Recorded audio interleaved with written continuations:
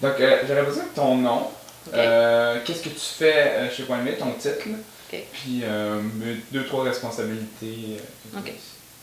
Christine Fauteux, productrice et responsable du développement chez Point de Vue. Comment est-ce que tu vois les productions Point de Vue? Pour toi, c'est quoi? Pour moi, Point-de-Mire, c'est une boîte de production avec beaucoup de... où la spécialité, c'est le contenu. Ici, chez Point-de-Mire, on ne fait pas d'émission sans contenu. Il y a un mandat qui est toujours précis, c'est qu'on puisse changer un petit peu les choses. Donc, Point-de-Mire, c'est pas une émission qui va faire du contenu vide. Bien important pour nous que quand on fait des productions, qu'il y ait toujours un mandat de faire apprendre des choses aux gens. C'est comme ça que je vois Point-de-Mire. Est-ce que dans ton travail, tu as des responsabilités économiques ou tu laisses ça à Jean et Rim? Ben, en fait, il y en a des responsabilités économiques, mais je les connais. C'est pas moi qui va gérer ça, mais j'ai un œil là-dessus quand même, là, avec notre directrice de production. Où je vais dire, ben, on peut-tu aller là, on peut-tu pas. Ou je vais dire à la réalisatrice, non, ça, je pense pas qu'on puisse aller dans ce sens-là, parce que le budget ne nous le permet pas. Je le fais pas concrètement avec les chiffres, mais je fais les budgets avec Raymond et Jean, donc je sais très bien le budget dont on dispose. Donc je ne peux pas aller engager une recherchiste plus de semaines que j'ai besoin. Je ne peux pas faire dépenser pour trop d'affaires.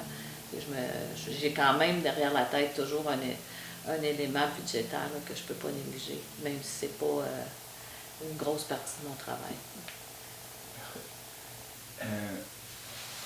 Selon toi, c'est quoi les étapes principales de la production d'un documentaire? Qu'est-ce qui est le plus important, je te dirais? Ouais. Bien, c'est sûr que le plus important, c'est de trouver le bon sujet au départ. Une fois qu'on a établi un sujet qui est pertinent pour un diffuseur puis qu'on l'a vendu, c'est le nerf de la guerre, bien, c'est de mettre l'équipe ensemble à la réalisation puis à la recherche, pour moi, qui est très important. Avec une bonne recherche, on fait un bon show parce qu'on a des bons invités, on fait un bon documentaire. Donc, c'est beaucoup, ça repose beaucoup là-dedans. Puis après ça, ben, c'est tout repose un peu sur notre équipe technique, nos techniciens, notre directeur photo, notre preneur de son, notre réalisatrice ou réalisateur qui doit être imaginatif. C'est très important. En fait, c'est l'équipe qui nous entoure. Puis je dirais que pour moi, le travail de recherchiste c'est assez primordial. OK. Puis, comme tu dis, le nerf de la guerre, c'est le vendre aux diffuseurs. Qu'est-ce que tu veux dire par là? Ben, en fait, c'est d'être à l'écoute des chaînes, de toutes les chaînes, pour voir un petit peu, parce que chaque année ou régulièrement, selon les saisons, les diffuseurs s'orientent vers d'autres choses. Des fois, on est plus dans la télé-réalité. Les chaînes comme Télé-Québec ne sont pas dans la télé-réalité, on est plus dans les contenus un petit peu plus touffus, là, plus sérieux, si on peut dire, ou des magazines plutôt culturels, des trucs comme ça. Donc, pour moi, c'est d'aller bien sonder ce que les besoins des diffuseurs, ça fait partie de mon travail, je les rencontre. Je leur présente des choses, mais souvent, je les rencontre simplement pour savoir où est-ce qu'ils en sont, qu'est-ce qu'ils veulent, ce dont ils ont besoin. Puis après ça, ben, c'est d'aller dans les sujets que tu sais qui pourraient être intéressants pour eux. Fait que ça, c'est pour moi, c'est le plus gros de mon travail parce que faut pas que je sois dans le champ. T'sais. Donc, vendre le documentaire serait une partie qui est un petit peu qui est difficile. Ben, vendre tout, en fait, pas juste le documentaire, le magazine, le quiz, la série fiction. Il n'y a rien qui est facile à vendre parce qu'on est nombreux. Puis on est plusieurs à avoir les mêmes idées au même moment. C'est souvent comme ça. Si on présente quelque chose, c'est pas rare qu'un diffuseur va dire « Ah, j'ai eu 3-4 projets comme ça ». Alors, il faut que tu te démarques dans la façon dont tu veux le réaliser. Ça, c'est pas... on veut bien, mais des fois, c'est pas si évident. Mais des fois, c'est un petit détail qui fait la différence. Fait que faut que tu sois imaginatif. Puis je m'entoure aussi, là. Je fais pas ça toute seule, juste à moi-même, là. Au niveau de, pour vous, les enjeux qu'il y a dans la production d'un documentaire, tu sais, une fois que tu as le contrat, une fois que tu as tout, pour toi, c'est quoi qui... c'est de rendre qu'est-ce qu'on a vendu. C'est le plus gros enjeu.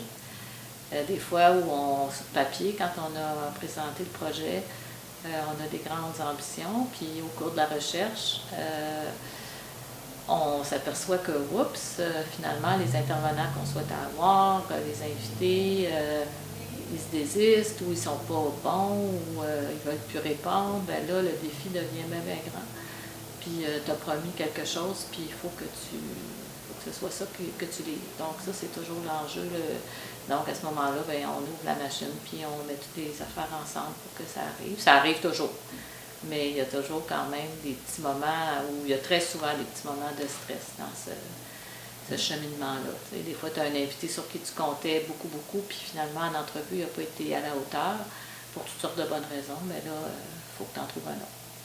Est-ce qu'il faut regarder plus la faisabilité d'un projet ou l'idée quand vous regardez les projets? Ben moi, je dirais les deux, là, mais disons que la faisabilité, tu ne peux pas le négliger parce que c'est bien beau une belle idée sur papier, mais si on ne peut pas la faire, on va perdre notre client. T'sais. Donc, on ne peut pas se permettre de vendre des choses qu'on ne peut pas réaliser. Donc, moi, je fais attention à ça beaucoup, parce que j'ai déjà fait de la recherche aussi, puis je sais que des sujets qui sont vraiment pas faisables, ou presque pas. Cause 101, selon toi, pour ne pas dépasser son budget?